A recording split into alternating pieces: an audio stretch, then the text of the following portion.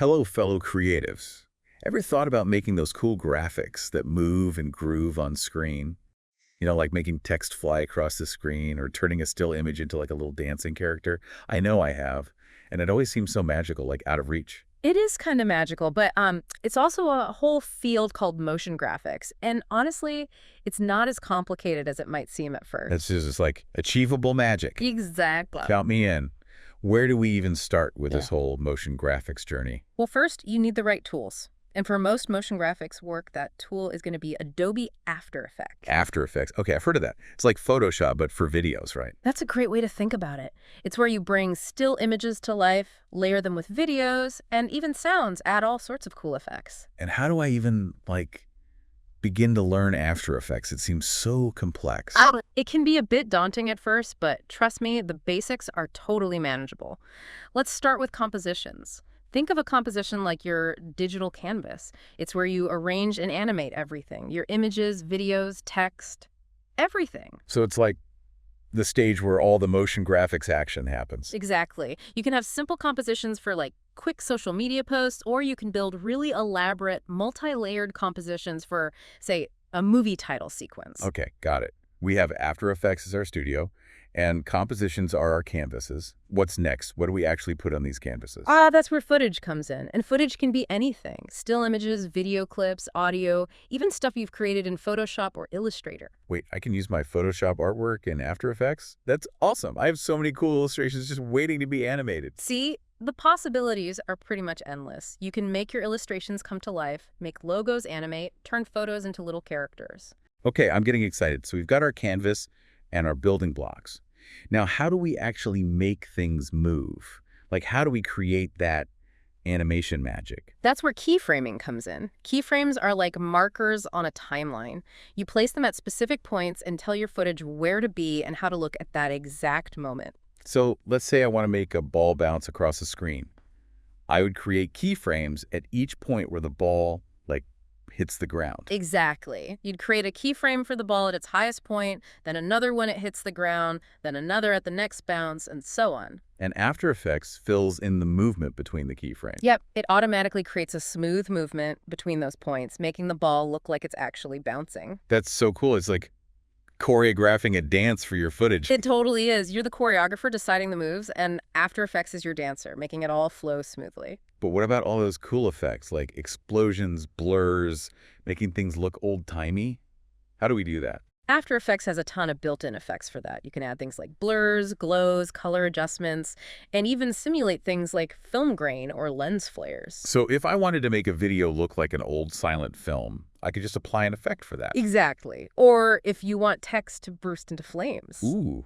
Or maybe make it look like it's made of, shimmering gold. There's an effect for pretty much anything you can imagine. You can stack effects, tweak their settings, and really get creative with how you manipulate your footage. This is amazing. Okay, so we've covered footage and effects, but how about text? A lot of motion graphics involves text, right? Absolutely. Text is like its own special layer in After Effects, which means you can animate each letter individually. Wait, so I could make each letter of a word fly in from a different direction. You got it. You can make them spin, bounce, change color, even morph into different shapes. Okay, I am officially obsessed. So we can animate text, add all these cool effects. What if we need graphics that aren't just photos, videos, or text? Like, what if I need to create a shape or a design? Then you'd use shape layers. These let you draw and animate your own custom shapes directly in After Effects. Think stars, swirls, abstract designs, even characters. So I could create like a simple circle and animate it to grow and shrink. Or get more complex and create a flower that blooms. Exactly. Shape layers are super versatile. You can combine them with other footage, apply effects. The sky's the limit. Okay, so we've got our compositions, footage, keyframes, effects, text, and shape layers. My brain is starting to feel a little full. Is there anything else we absolutely need to know about, like basic animation in After Effects? Let me think. Yes. We need to talk about null objects. Null objects. What in the world are those? They sound kind of scary. Not at all. They're actually super helpful, even though they're invisible. Think of them like invisible anchors that you can use to control the movement of other layers. Invisible anchors. Okay, that's a little hard to picture. Can you give me an example? Sure. Imagine you're animating a flower. You could use a null object as the anchor point for the stem, And then when you move the null object, the stem bends and moves naturally. Ah, I see. So it's like a way to connect different elements and make them move together in a more realistic way. You got it. And the beast part is, since null objects are invisible, they don't show up in your final render. They're like little behind-the-scenes helpers. Okay, null objects sound like a secret weapon for animation. Is there another secret weapon I should know about? Oh, absolutely. And it's one that's really fun to play around with, the puppet tool. Have you ever seen those animations where someone takes a still image and makes it look like it's dancing? Yes. Those are so cool. I always wonder how they did that. The puppet tool lets you do exactly that. You basically add pins to a still image or even a video, and then you can animate those pins to make the image move and distort. So I could take a photo of myself and use the puppet tool to make my arm wave or my head nod. Exactly. You can make anything bend, twist, stretch. That sounds so fun. Right, you can get really creative with it.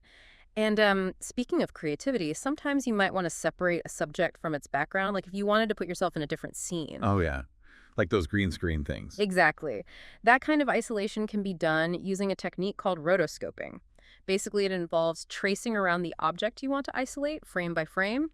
It can be a bit time-consuming. Sounds tedious. It can be, but it gives you really precise control over the isolation. Okay, so rotoscoping is like meticulously cutting out a picture with tiny digital scissors. That's a good way to put it. And once you've rotoscoped your object, you can put it on a new background, add effects, or even animate it independently. Wow, that opens up a ton of possibilities. Yeah. Okay, let's talk about making our motion graphics look really professional. What about color correction? How do we make our colors pop and our footage look polished? Color correction is super important. And luckily, After Effects has a bunch of tools to help you with that.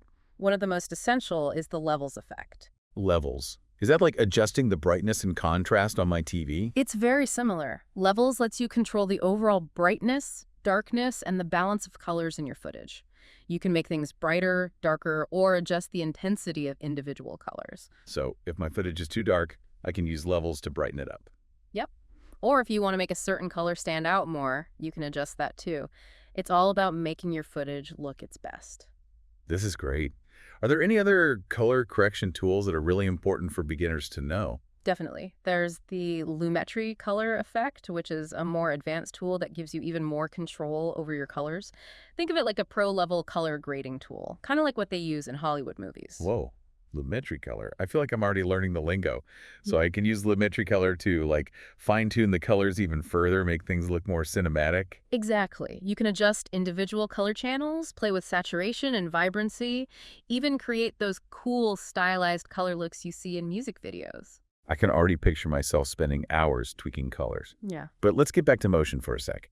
What if I want to add a digital element to my footage, like text, but I want it to move with a real-world object? Like, imagine I want to put 3D text on a car that's driving down the street. Ah, that's where motion tracking comes in handy. After Effects can analyze the movement of an object in your footage, and then you can attach other elements to that movement. So the software figures out how the car is moving, and I can tell the text to follow the exact same path. Yep. It's like magic, but really it's just clever math. And it creates this seamless illusion that the text is actually stuck to the car. That is so cool. Motion tracking seems super useful. But what happens if there's something distracting in my footage, like a random person walking through the shot? That happens all the time. And luckily, After Effects has a tool called Content-Aware Fill that can often magically remove unwanted objects. Content-aware fill. Is that anything like Photoshop's content-aware fill? Yeah. It's the same idea, but for videos. You basically mask the object you want to remove, and After Effects analyzes the surrounding frames and fills in the gap seamlessly. So if I had a pesky boom mic dipping into the frame, I could just mask it out, and content-aware fill would make it disappear. Exactly. It's like having a digital eraser that can rewrite reality. And since we're on the topic of making things disappear, let's talk about a tool where we can create a ton of visual elements. Particle systems. Particle systems. I have no idea what those are. They're what you use to create things like explosions, fireworks, or even a dazzling galaxy. Wait, you can create a galaxy in After Effects? Oh yeah, particle systems let you generate and control the movement of tons of tiny particles. Think of it like digital confetti, but with way more control and creative potential. Whoa. So you can make the particles explode outwards, swirl around, even form into specific shapes. Exactly. And you can adjust their size, color, speed, even how they interact with each other. Okay, I'm definitely adding particle systems to my list of things to learn. This is all so fascinating. I know, right? There's just so much we can do with After Effects. Speaking of doing a lot, what if we want to slow down time, speed it up, or even reverse it?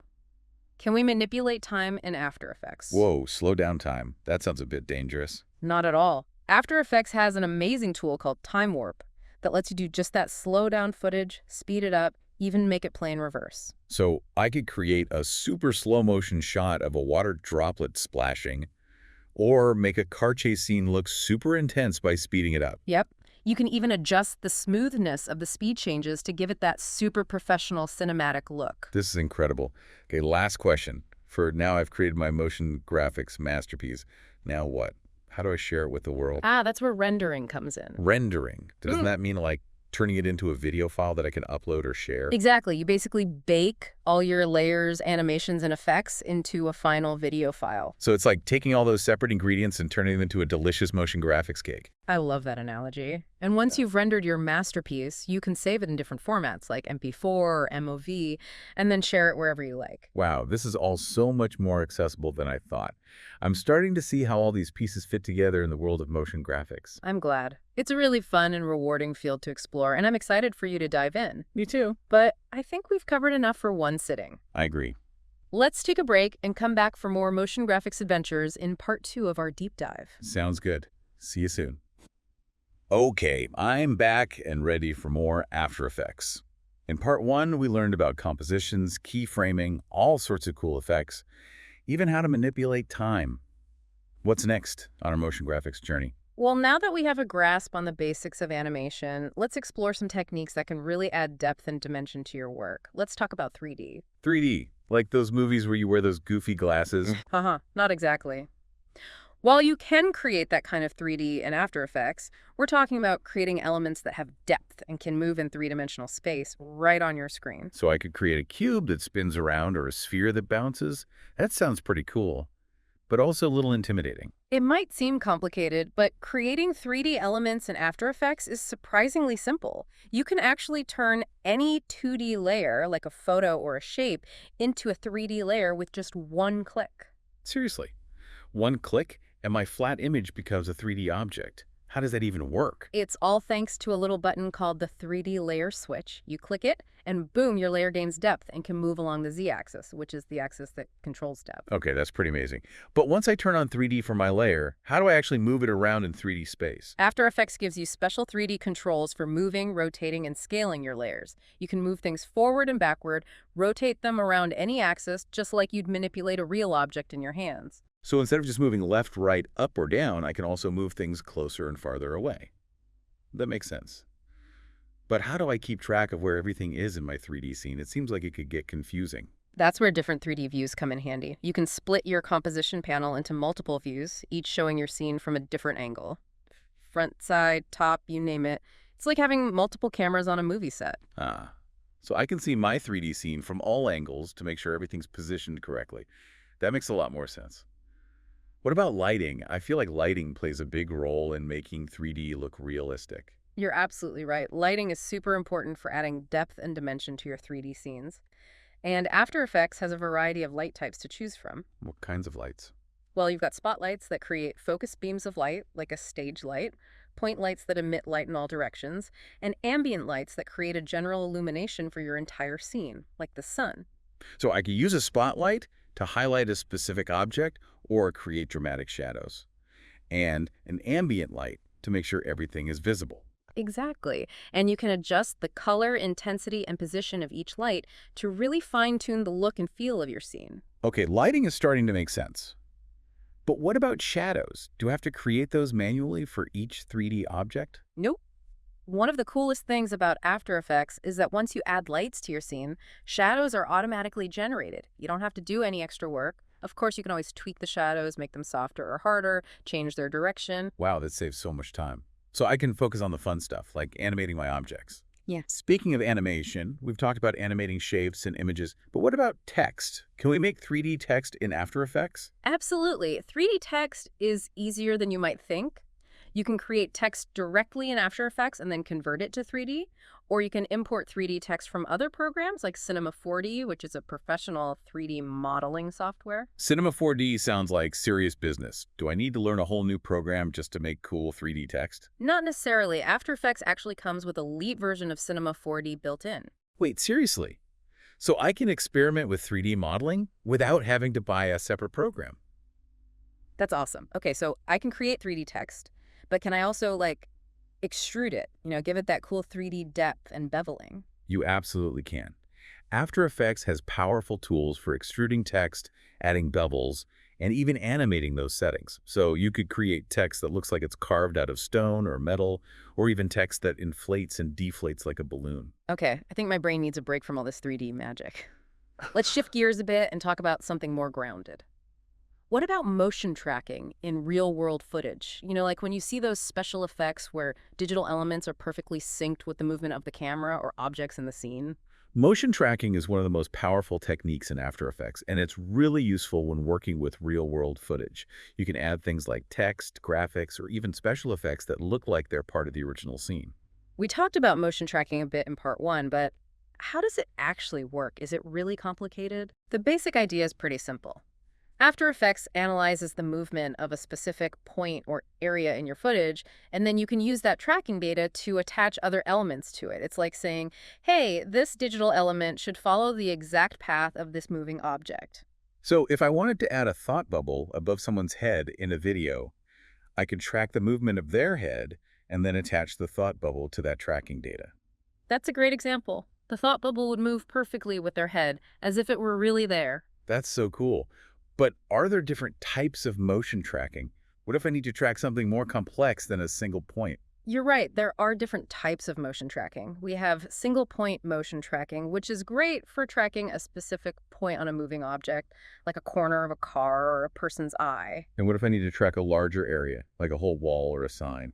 Then you'd use two-point motion tracking. That lets you track the movement of a plane or a flat surface, which is really handy for things like stabilizing shaky footage or adding elements that appear to be attached to a wall. Okay, two-point motion tracking sounds pretty advanced.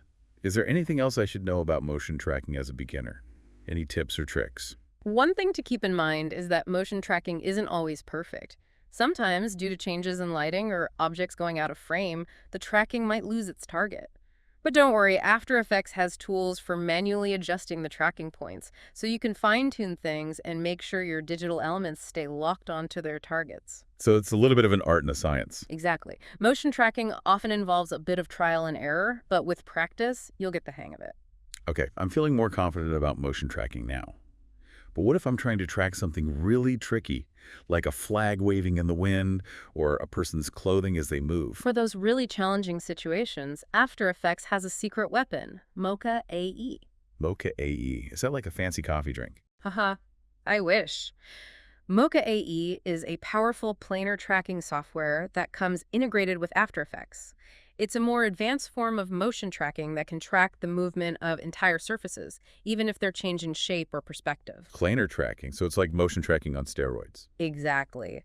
Mocha AE is incredibly powerful and can handle even the most complex tracking scenarios. Mocha AE is officially on my list of things to learn. So we've talked about adding digital elements to footage, but what about removing things? Like if I need to get rid of an object that's blocking the view or something distracting the background, how do we tackle that in After Effects? Ah, the art of object removal. It's a common challenge in post-production, and After Effects has some great tools for tackling those situations. We already talked about content-aware fill, which seems like magic. Are there any other object removal techniques I should know about? Oh, absolutely.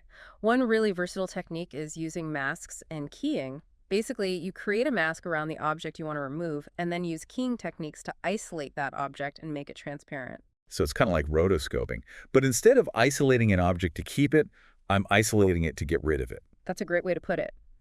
And there are different types of keying, like color keying and luminance keying, which work best depending on the object you're trying to remove and its surroundings. Okay, I'm starting to see how masks and keying can be useful for all sorts of things, not just object removal. But what about those situations where I need to remove something that's moving? That seems like it would be a nightmare. It can be tricky, but After Effects has tools to help. One is called the clone stamp tool. It lets you sample pixels from one area of your footage and then paint those pixels over another area. Clone stamp. That sounds familiar. Is it like the clone stamp tool in Photoshop? Yep, it's the same idea. So if you have a moving object you want to remove, you can sample pixels from the background and then paint them over the object frame by frame to make it disappear. So it's like digital camouflage. Haha, yeah, you could think of it that way. And you can even animate the clone stamp to follow the movement of the object you're removing. It takes some practice, but it can be a really effective way to remove moving objects from your footage. Wow, the clone stamp tool sounds super useful. I can already think of a few times I could have used that. But you know what? My brain is officially full for now.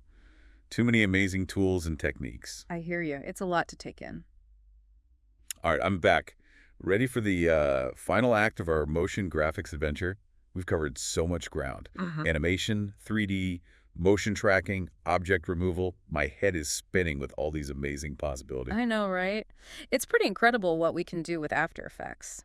But now that we've explored all these individual techniques, let's talk about putting it all together and creating professional-looking motion graphics projects. Okay, so we're moving from learning the individual moves to choreographing a whole dance routine. I'm ready. Exactly. And one of the key things to master for smooth choreography is pre-composing. Pre-composing, that sounds kind of technical. Yeah. It's actually a really simple concept. Imagine you're baking a cake, right? Instead of adding each ingredient separately, you might pre-mix the dry ingredients in one bowl first. Okay, I can see where you're going with this. Pre-composing is like that. It lets you group related layers and effects into a single nested composition. This not only keeps your main timeline tidy, but also makes it super easy to apply effects or animations to that whole group of layers as a single unit. So it's like creating those pre-mixed ingredient bowls for different parts of my motion graphics project. That makes sense. It's all about organization and efficiency, right? Exactly. And when you have a complex project with tons of layers and effects, pre-composing can be a lifesaver. It helps you stay organized and keeps things from getting too overwhelming. Speaking of keeping things organized, let's talk about fine-tuning the timing of our animations. Do you want your animation to speed up, slow down, or even reverse? Oh yeah, controlling the timing is super important. How do we do that in After Effects? That's where time remapping comes in. Think of it like having a remote control for time itself. You can use it to slow down, speed up, freeze, or even reverse the playback of your footage. Whoa, time travel in After Effects. That's so cool. So I could create a super slow motion shot of a water droplet splashing or make a car chase scene look super intense by speeding it up. Exactly. Yeah. And you can even combine different time remapping techniques to create more complex effects, like a slow motion sequence that gradually speeds up to normal speed. Okay, time remapping sounds incredibly powerful and versatile. But let's talk about sharing our work. We learned about rendering, but is there a way to share After Effects projects with others? Like if I wanted to collaborate with someone or create a template that others could use? There is. After Effects has this fantastic feature called motion graphics templates. Motion graphics templates. What are those exactly? Are they like pre-designed animations that I could just drop into my project?